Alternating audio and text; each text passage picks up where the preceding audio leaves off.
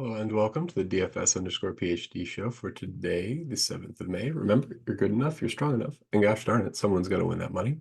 Might as well be us. Man, I was doing so well, and then Ant scored like all those garbage time points. I was like gonna win $500, $600. I was in like 10th, 11th, and then Ant just pouring it on in garbage time. So all I won is a couple $100. So enough to play again today. That's always fun. I like playing every day, but that was a lot of good calls in there. I got pretty lucky. I did not have enough room for slow-mo. Didn't expect the slow-mo start. Wouldn't have even if I had planned for Gobert to be out. As always, remember, we're sponsored by PredictionStrike. You can use promo code PhD to get their best deposit deal. I should also say we have received a package with our crown reward for reaching gold this year. So do a little unboxing here. Boom. We got a JBL Flip 5 from DraftKings. It's waterproof, so we're going to take it out for the summer. It's a nice family thing to do so that your family, keep the whole family oriented behind having fun with DFS. Okay, so for today's slate, got a few rules. Up to 1,000 is okay on the table. Yesterday we found out that, yeah, you can have like pretty mispriced people in a game one, and these are both game ones. So, but we've got an uncertain situation with Allen's ribs. We won't really know if he's not present at shoot around, if he doesn't show up, whatever. Horford and Cornette, kind of a fluid situation there, depending on what the other team does. So I built in two rules, max 2 out of 4, Allen, Mobley, Morris, and Thompson, and then Horford and Cornette. And then I have my existing max 2 out of 3 OKC Stars rule that's been going off for us this year.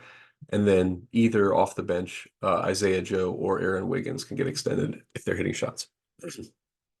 And those are our special treatment rules. Yeah, as a result of all of these things. And then rank ordering at the top. Obviously, Luka's the best, then Shai and Tatum have the next highest ceilings. Then Mitchell maybe should be in that conversation too. But then Brown and Jalen Williams are the next best.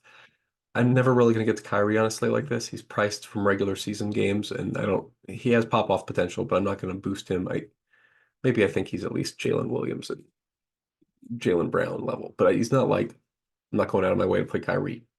Um, Chet, like I say, I think is a great play. And then we've got the rotation pieces, right? So leverage wise, there are two plays that I think if the field's really 0% or 1%, they're going to be in a lot of my lineups. And that's Marcus Morris and Tristan Thompson. And yeah, I get it. Both of them could DNP. Pretty solid chance they DNP. But pretty solid chance they break the slate. Both of these guys are like, what, $3,000? 32 and 34. They could easily play 18 to 20 minutes, and both of them are decent point per minute guys. So for me, that's where I see early edge. And also, and that's even if Allen's in. If Allen's out, the case, I mean, they won't be 1% owned anymore. But if Allen's in, play Allen. People are looking like they're not going to play him. It's a rib injury. As soon as he can take contact again, he's going to take contact again. He's not going to be like limited due to he's still able to run around and stuff. He just can't take contact. So I mean, I don't know if that's today, but whenever it is, I'm playing a lot of Allen. And yeah, besides that, not really many more takes coming here. Well, let me talk about what am I fading? Big fades. Josh Giddey. Okay. Yeah, he's not on the same level as the other guys and his price is high. And so I'll be half the field, no problem. Jason Tatum, just matching the field. Drew Holiday, I don't really like that one. I think he could play a larger role in this series. He had kind of a down role in the last series. Let me see if I can do something. Let me justify that with court IQ. With Porzingis out, I think that's where I'll go.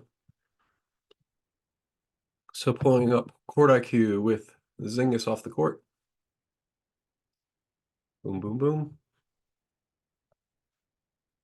Do love this service from Roto Grinders. Always appreciate when somebody puts out free stuff.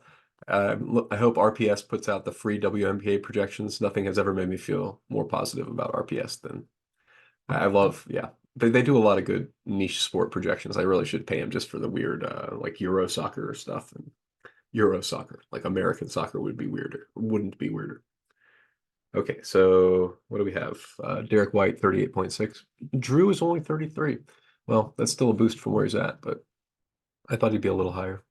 I am trying not to wake up my kid. He was sick and awake all night, so whenever he does yell, I will have to go deal with that. But also, I don't have much else to say. You'll see the core whenever I post the video. Jalen Williams, Donovan Mitchell, Chet Holmgren, Drew Holiday, Al Horford. I mean, Al Horford's kind of old, 50-50. I really think they go heavy Al Horford.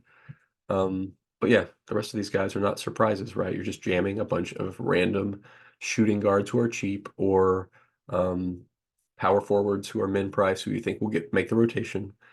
And you're taking a chance on DNPs. If you're playing 40 lineups like I am today, you should have what, 5, 10 dead to DNPs. Otherwise, you're not taking enough risks. You know what I mean? Like there really is. These are game ones. We don't know who's going to play yet. So people are making assumptions. Sabres him making probably really good assumptions. I'm not saying they're not, but just think, also this percentage of Isaiah Joe is kind of a lot. But I'm projecting him for like no points. So I think that's what it is. Somehow we're getting to more stars and scrubs, even though the scrubs aren't going to make value just because the stars are at this point in the season, maybe. So I would suggest leaving in some scrubs. I left in a fair number of these scrubs all the way down to Josh Green.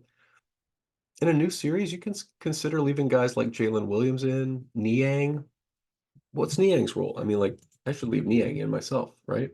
He had huge role in some of that series, right? He was playing 18 minutes. I mean, is 18 minutes enough for a guy? He started off with 25 in that first game, and he had a terrible first game, then he got benched. But they started him out, right? Like, so I got to have Niang in the field, and I'll give him like he's in a couple of these rules too, right? Like I just killed the rule.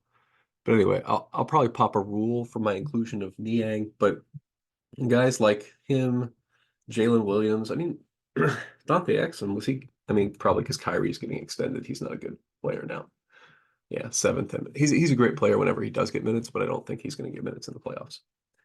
That's too bad too. I mean, like he's probably the guy who, if I'm making a guy who's going to have a Jalen Brunson type plot line in a couple of years, Dante Exum. That's a fun call. Okay, that's enough Dante Exum love. I don't really feel that way. It sounds bad.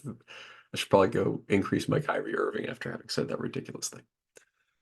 But yeah, I don't really have any more to say about the slate. I've told you the ridiculous things I'm going to do. So remember, you're good enough, you're strong enough, and gosh darn it, someone's got to win that money. Might as well be yes.